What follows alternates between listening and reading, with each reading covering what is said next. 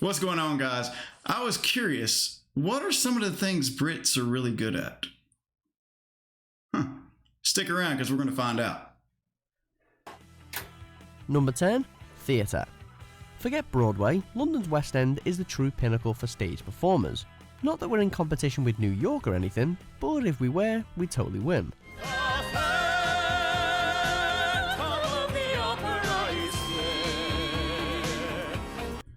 Of course, wasn't it basically originated the arts somewhere over there? Boasting mainstay productions of shows like the most watched musical in the world, The Phantom of the Opera, plus the Wizard of Oz retelling Wicked, and even the Michael Jackson musical Thriller, Les Mis has run continuously since 1985, plus Harry Potter and the Cursed Child ran for almost 2 years before NYC even got a look in. There's basically something for everyone under the bright lights of London's theatre scene. Number 9. Playing Hollywood bad guys.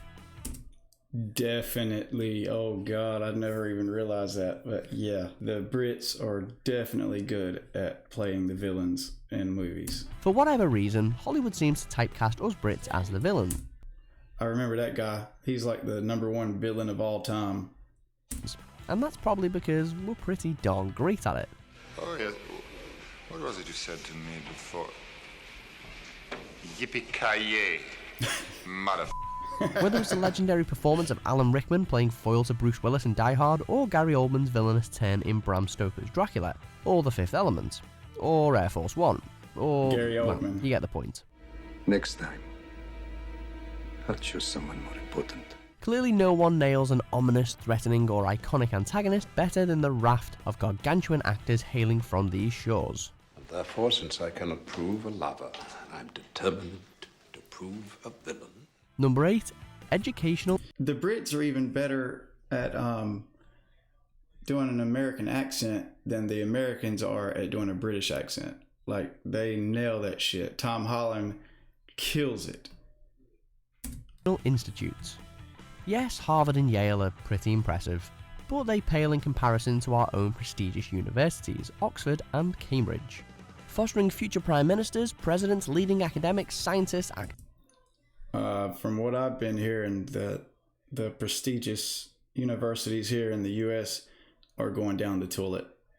From like not being able to express your own opinion on things to being everybody like wanting you to be politically correct. So free speech is going down the toilet here in the U.S. I don't know about over there in England, but here it's going down the toilet.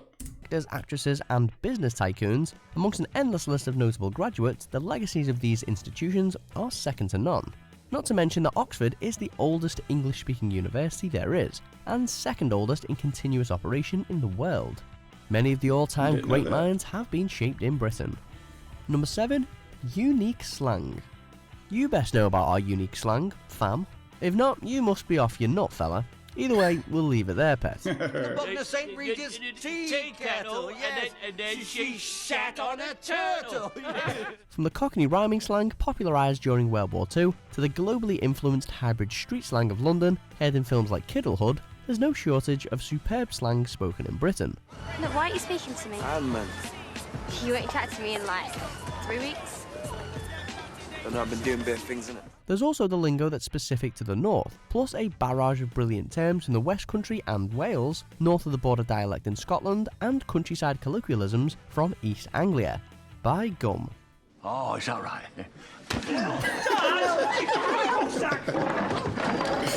Number 6. Music festivals. Glastonbury alone is probably enough to validate this entry, but throw in Reading and Leeds, Isle of Wight and Download festivals to name but a few, and it's almost overkill.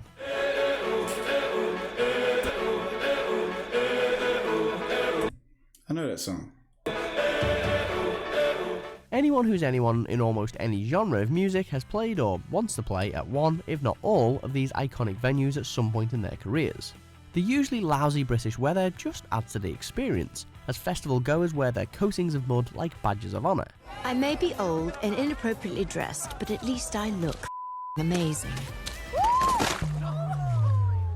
And music aside, you can't beat a few drinks and a good old-fashioned sing-along around the campsites. People full Number 5. Inventing sports. Football, tennis, rugby, cricket, table tennis, golf, ice hockey and even baseball are all sports that originated in the UK. Holy Good God, it was a lot of sports. Number 5. Inventing sports. Football, tennis, rugby, cricket, table tennis, golf, ice hockey and even baseball are all sports that originated in the UK. You're welcome, rest of the world. We haven't done too badly at most of them either, especially tennis, rugby and boxing in recent years. But globally, football is the most popular sport. Yeah, y'all got boxing. Y'all got boxing right now. Of all. It's coming home. It's coming. Football's coming home. And though England hasn't won a World Cup since way back in 1966, much to everyone's continued misery, the English Premier League is still the most watched league in the world, with players from all countries queuing up to play in it. Number 4. History. Britain's a pretty small island, but it's steeped in more recorded history than almost anywhere else, and has long been a top tourist destination for eager culture vultures.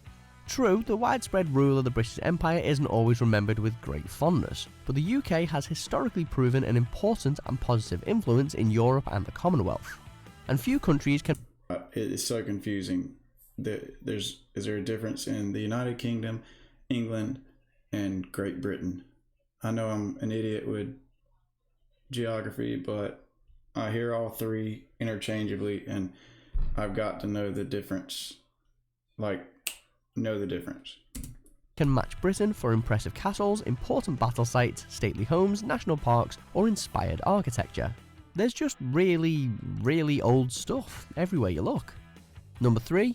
Comedy. No one, and we mean no one, does sarcasm or self-deprecating humour quite like the British. Along with our thriving economy, stable political leadership and predictable weather, it's what we do best. Please! This is supposed to be a happy occasion. Let's not bicker and argue about who killed who. Throw a few inventive, sodding swear words into the mix, and you're onto a winner. And then there's the steady flow of standout films and sitcoms, from Monty Python to Mr. Bean to Peep Show. What's so funny? It's only a fridge magnet. I know, but it looks just like a fried egg. As well as the long list of British comedies that America has tried to remake before failing miserably. You just can't beat the originals, can you? With all due respect, The Office, I don't know, it ran from 2 years over there. It ran for a long time over here. But I do know they copied Brits. Also, Shameless, that was a UK show, I believe, as well. Number 2, writing influential books. It's British authors behind the lion's share of the best-selling books of all time, with Charles Dickens's A Tale of Two Cities and J.R.R. Tolkien's The Lord of the Rings toward the top of that list. To the Bridge of Khazad-dûm. And J.K. Rowling's Harry Potter books are also the best-selling series of all time. What happened? I swear I don't know! But more than the massive numbers, British writers have always been influential in shaping literary styles and genres. From the gothic glory of Mary Shelley's Frankenstein to the gritty realism of Irvine Welsh's Trainspotting, when the Brits write, the whole world reads. So, we all get old, we can't hack it anymore, and that's it. Yeah. Number 1. Producing influential music. The Beatles, the Rolling Stones, Black Sabbath, Iron Maiden, Queen, Bowie, Oasis, Radiohead. We could dedicate an entire list to the influential British bands and musicians, and in fact, already have.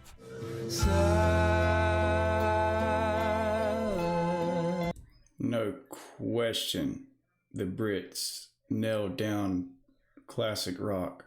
No question. And it's not just the rock and pop genres we've revolutionised either. The grime scene is another homegrown phenomena, with the likes of Stormzy leading the charge.